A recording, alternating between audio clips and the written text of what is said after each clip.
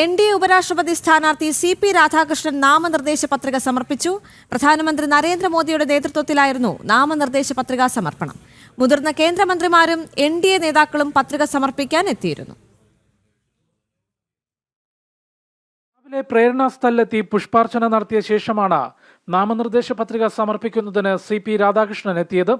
പ്രധാനമന്ത്രി നരേന്ദ്രമോദി, ആഭ്യന്തരമന്ത്രി അമിത്ഷാ, പ്രതിരോധ മന്ത്രി രാജ്നാഥ് സിംഗ്, JP നദ്ദ, NDAയുടെ മുതിർന്ന കേന്ദ്രമന്ത്രിമാർ, നേതാക്കൾ ഉൾപ്പെടെയുള്ളവർ അനുഗമിച്ചു.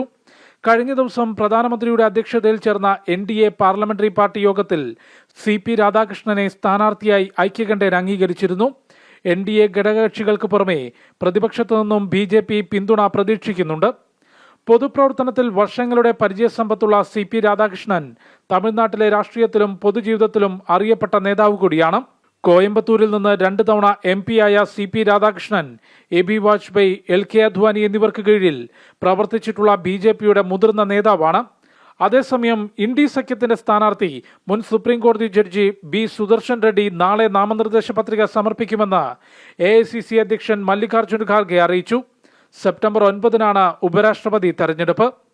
ജനം, ഡൽഹി.